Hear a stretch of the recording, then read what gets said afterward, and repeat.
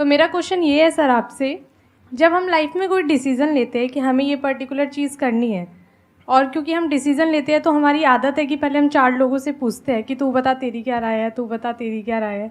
तो उनमें से अगर कोई हमें कह देता है कि ये बेकार डिसीज़न है मत कर, तो हमारा माइंड कहीं ना कहीं डाइवर्ट होने लगता है और उसकी वजह से हम अपना डिसीज़न चेंज कर देते हैं। तो मेरा क्वेश्चन ये है कि कैसे हम अपने डिसीज़न पे स्टिक रहे, कैसे हम जो दूसरे के ओपिनियन है उनको अफेक्ट ना होने दें अपने ऊपर।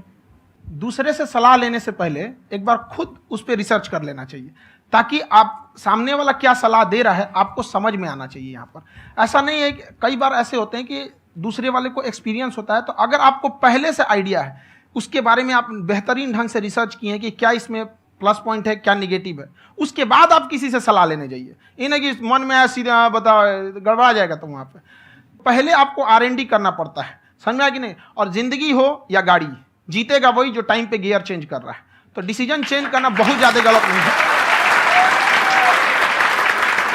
इन्होंने बहुत अच्छी बात कही है और मैं इसी बात में थोड़ा सा और ऐड ऑन करूंगा कि ये जो आपने कहा ना कि अपने डिसीजन पे स्टिक कैसे रहें, ये कोई अच्छी क्वालिटी नहीं है, क्योंकि टाइम टू टाइम आपको अपने डिसीजंस को चेंज करना होता है। जैसे आपने 4 लोगों से डिस्कस किया, कोई इंसान कुछ पॉजिटिव बोल रहा है, कोई नेगेटिव बोल रहा है, उससे फर्क नहीं पड़ना चाहिए। डिपेंड ये करता है कि वो जो बोल रहा है उसका बेसिस क्या है। क्या वो किसी नॉलेज या एक्सपीरियंस के बेस पे बोल रहा है या ऐसे ही कुछ भी बोल रहा है। ऐसे ही बोल रहा है तो फिर उसकी बात पे ध्यान क्यों दे रहे हो। अगर किसी नॉलेज या एक्सपीरियंस के बेस पे बोल रहा है, फिर चाहे वो पॉजिटिव बोल रहा है चाहे नेगेटिव बोल रहा है, दोनों ही मायने रखता है। उसके बाद में रिसर्च करनी है और फिर रिसर्च करने के बाद में फाइनल डिसीजन अपना खुद का होना चाहिए। अब वो डिसीजन उससे अलग भी हो सकता है जो आपने पहले लिया था, और वो सेम भी हो सकता है। सर मेरा क्वेश्चन दोनों से है आपसे, how to deal procrastination and laziness. हमारा ब्रेन है ना, ये बहुत आलसी टाइप का, इसको आराम खोजना पसंद है। अब थोड़ा सा भी अब इसको आराम की ओर लेके चलेगा ना तो फिर उधर ही रहेगा। आप सोचेंगे 10 मिनट आराम कर लेते हैं ना, तो 10 मिनट 2 घंटा बना देगा। उसको टॉर्चर कीजिए, चल 10 मिनट बाद में। उसको आप उस पर हावी में, वो कह रहा है कि हमको आराम चाहिए, आपको हाँ आराम मिलेगा, पहले काम फिर मिलेगा आराम। तो आप उसके हिसाब से मत चल। आपका मन कर रहा है थोड़ा सा देख लेते हैं, कोई नोटिफिकेशन आया, आप कोई काम कर रहे हैं, क्यों पहले काम कर लीजिए, बाद में देखिएगा ना नोटिफिकेशन।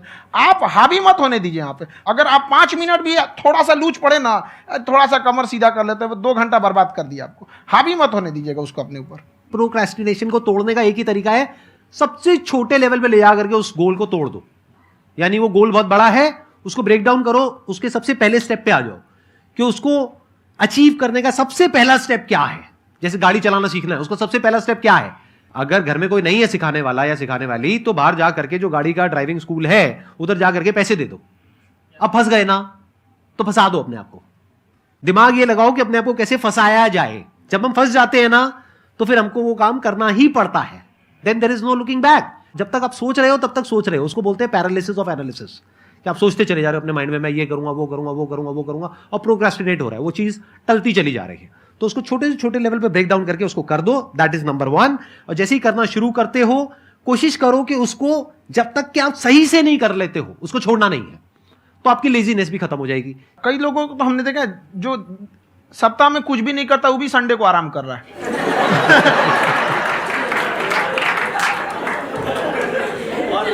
वैसे कहा भी जाता है कि अगर कोई काम आपको करवाना है ना, तो ऐसे किसी इंसान को दो जो बिजी है। हाँ। ऐसे आदमी को मत दो जो खाली है। ये परफेक्ट एग्जाम। किसी को भी आप देखिएगा जिसको आप कहते हैं कि मतलब थोड़ा ठीक ठाक आप समझते हैं कि नहीं ये बहुत आगे निकल, वो एक काम को खत्म करने के बाद कभी आराम नहीं करेगा। एक काम खत्म हुआ उसको लगेगा हाँ एक खत्म हो गया, अब दूसरा करना चाहिए। और वही जिसको देखिएगा एक खत्म हो गया और आराम करना चाहिए, कभी नहीं। लाइफ में आखिरी सांस तक